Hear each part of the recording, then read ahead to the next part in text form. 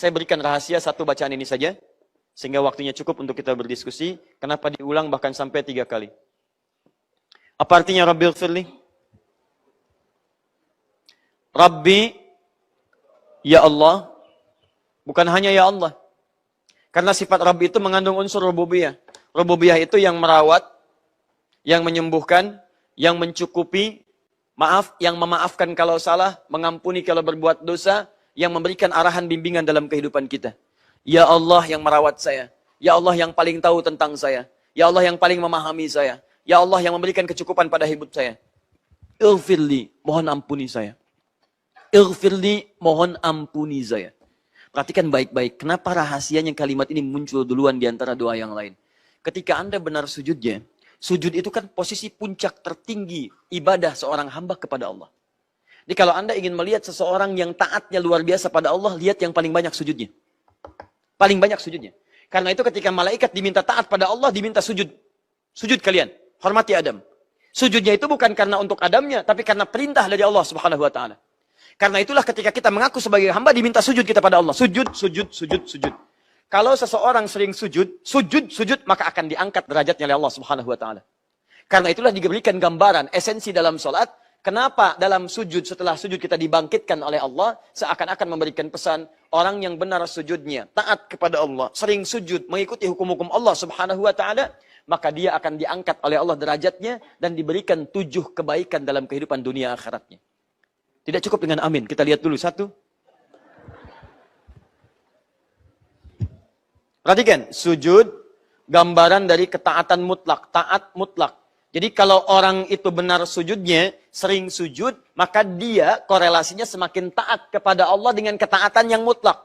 Nggak nawar. Allahu Akbar, nak salat. Insya Allah mah, alhamdulillah, siap salat. Mutlak. Warisan, 2:1, kerjakan, siap, mutlak, nggak nawar. Itu ketaatan mutlak namanya. Nak salat, tenang mah, baru adzan, belum qomat. Bukan mutlak. Masih nawar. Kenapa 2:1 ya? Kan kerjanya sama. Porsinya sama. Oh ini, wah tidak adil ini. Wah, tidak ada kesetaraan dalam gender. Bukan mutlak. Bukan mutlak.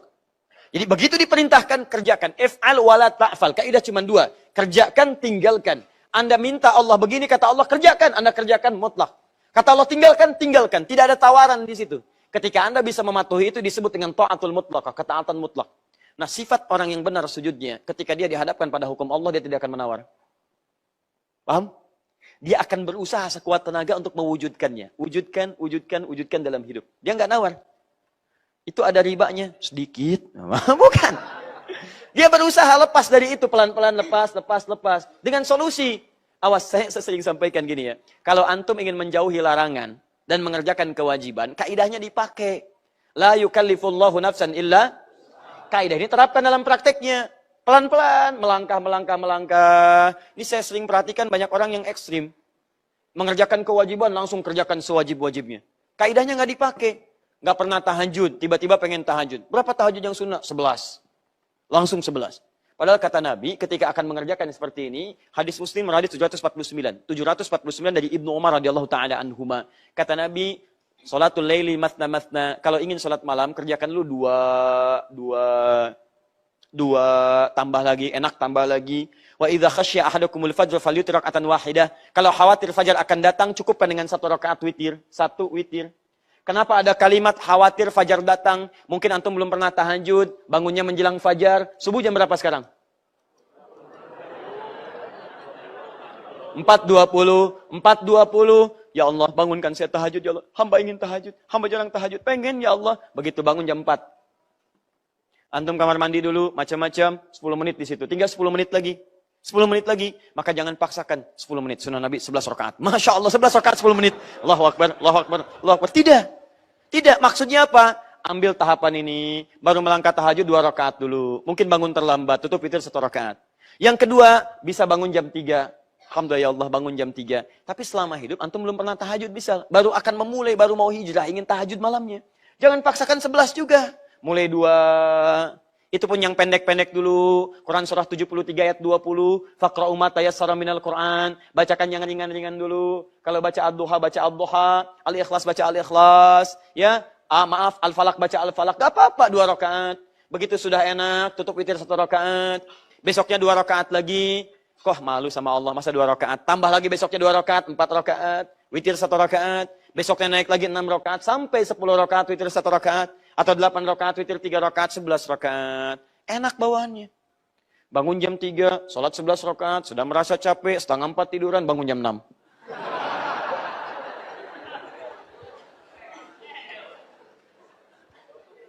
Ya, sama.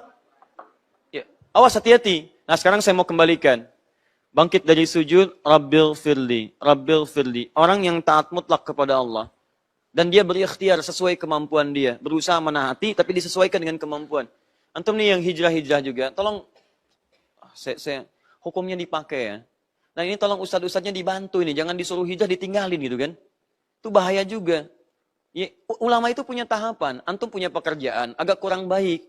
Bagaimana keluar dari situ? Kata para ulama fikih, sebelum keluar, karena ada hajat daruriyah yang sangat dibutuhkan, antum sambil mencari pekerjaan lain dulu.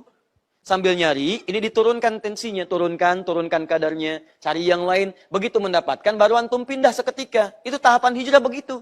Ini kadang-kadang saya suka khawatir, kasihan saya. Ada orang suruh hijrah, suruh keluar seketika. Dia belum menemukan apa-apa. Begitu keluar, dia tidak siap. Hancur hidupnya dan tidak diberikan bimbingan. Begitu tidak diberikan bimbingan, ada fitnah pada agama. Tuh kan? Mengerjakan begini, ekstrim, jadi rugi kan? Akhirnya hidupnya juga tertinggal, keadaan hancur, ada yang rumah tangganya sampai pisah, ada yang berantakan, ada yang macam-macam. Itu bukan hijrah namanya. Antum belajar fikih dulu. Makanya saya ajak guru-guru coba pahamkan muridnya. Kalau murid ingin diajak berubah, tolong bimbing. Jangan dibiarkan, ini pindah begini jadi kesulitan hidupnya. Bukan begitu cara mengamalkan agama teman-teman, ada kaidah. Antum kalau belum paham kaidah, tanyakan. Jangan paksakan diri sehingga antum jatuh dalam hal yang tidak menyenangkan di situ. Dan hijrah itu bukan merubah tampilan. Bukan merubah panggilan pula. Saya mau hijrah, panggil saya akhi. Akhi itu saudaraku. Itu sama aja. Bahasa Arabnya akhi. Saudariku, bahasa Arabnya ukhti. Ya, jadi bukan pindah jadi hijrah antum jadi ikhwan. Dari dulu juga antum ikhwan. Antum ikhwan. Anti akhwat. Jadi sama nilainya segitu. Ini bukan merubah panggilan, bukan merubah sesuatu, tapi merubah nilai. Ya? Rabbil firli. Ya Allah, mohon ampuni aku. Anugerah pertama yang Allah berikan pada orang yang sering mutlak mengikuti ketaatan pada Allah. Saya ingin berhijrah. Saya ingin taat pada Allah. Kapan lagi hidup saya berubah? Kapan lagi saya bisa meraih surga saya? Saya ingin berubah. Begitu Anda berubah, sering Anda sujud pada Allah, maka yang pertama Allah berikan pada hamba itu adalah ampunan darinya dari semua dosa-dosa yang pernah dikerjakan. Saya ulang. Kalau Anda ingin berubah hidupnya taat pada Allah, digambarkan dalam sujud dalam sholat, maka Allah akan angkat derajat Anda di hadapan Allah. Ingat, kalau Allah mengangkat derajat seseorang, bukan dunia yang pertama kali diberikan, tapi ampunan dari dosa-dosa yang pernah dikerjakan. Anda pilih mana? Dapat dunia tapi dosa tidak diampuni, atau dapat ampunan dosa dunia tidak diberikan? Pilih mana? Tidak ada pilihan lain, nawar dia. Ya? Gini, hukum Allah ketika memberikan ampunan dari dosa, pasti dunia akan diberikan. Mustahil Allah nggak berikan dunia. Tapi yang pertama Allah berikan bukan dunianya dulu, ampunan dari dosa-dosanya.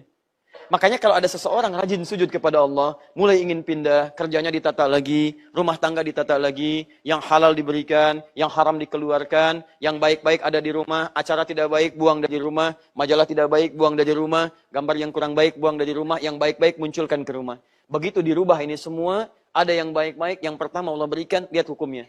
Ampunan dari dosa-dosanya. Dari mana tahunya ini Ustaz? Buka Quran, surah ke-2 Al-Baqarah, ayat 222 di ujungnya. Sudah? Kemudian, kaidah itu nanti ditafsirkan oleh Quran surah ketiga Ali Imran, ayat 31. Paling kiri sebelah atas. Quran surah kedua Al-Baqarah di ujung ayat 222. Tafsirnya ada di Quran surah 3 Ali Imran di ayat 31. Sudah? Tayyib. Kemudian hijrahnya ada di Quran surah keempat An-Nisa ayat 100 paling kiri sebelah bawah. Hijrahnya ada di Quran surah keempat ayat 100. Perhatikan kaidahnya. Saya bacakan. Lihat ujung ayatnya.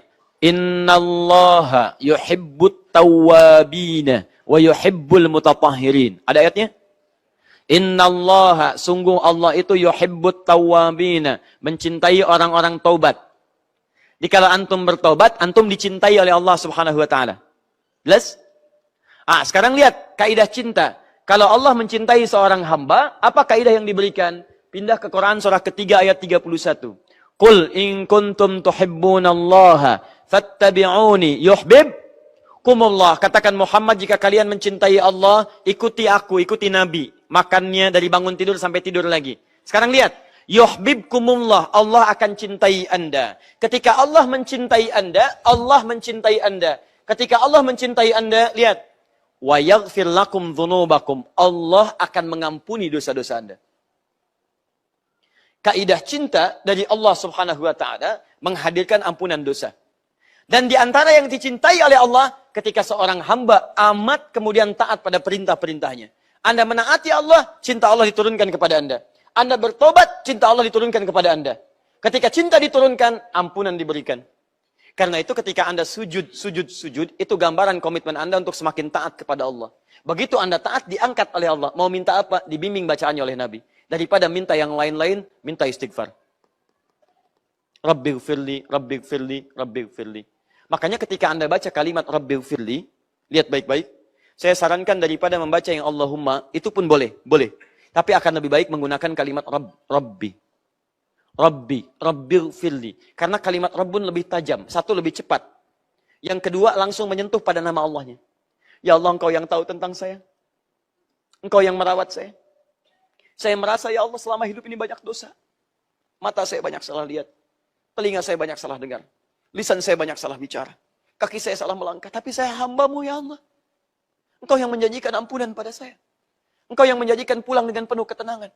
Engkau yang mengantarkan surga. Engkau yang memberikan kabar gembira. Saya sudah bersujud kepadamu, ya Rabb. Kalau dalam masa akhir hidup ini belum Engkau ampuni juga, saya memohon kepadamu, Rabbighfirli, Allah ampuni saya, ya Allah. Makanya ketika Anda mengucapkan kalimat Rabbighfirli, bayangkan dosa-dosa Anda. Begitu cara bacanya. Bukan cuma dibaca. Kalau cuma baca anak kecil juga bisa. Apa bedanya Anda dengan anak usia 5 tahun? Anak 5 tahun belum balik, dia baca Rabbighfirli. Apa yang mau diampuni dari dia? Belum ada taklif. Belum ada dosa yang dituliskan. Jadi kalau anak kecil salah, nggak akan dihitung. Tapi kalau Anda 50 tahun salah, jadi hitungan di situ.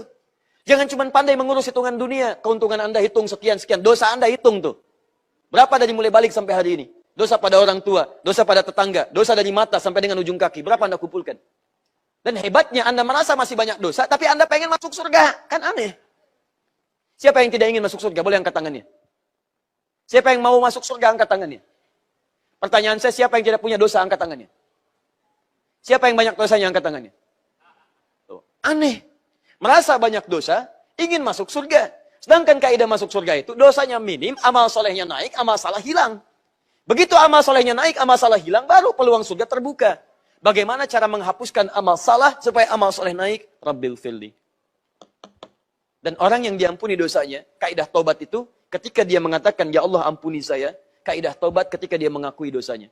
Bukankah tobat mengatakan, lihat baik-baik, akui, sesali, janji untuk meninggalkan. Itu tobat. Jadi begitu Anda mengatakan, Rabbighfirli, Anda akui saya salah ini, ya Allah. Ya Rabb, saya dosa. Ya Allah, ampuni saya. Ya Allah, sekalipun ini sholat terakhir dalam hidup saya. Dan mungkin sujud selanjutnya saya akan wafat dalam sujud. Mohon wafatkan saya dengan ampunan darimu, ya Allah.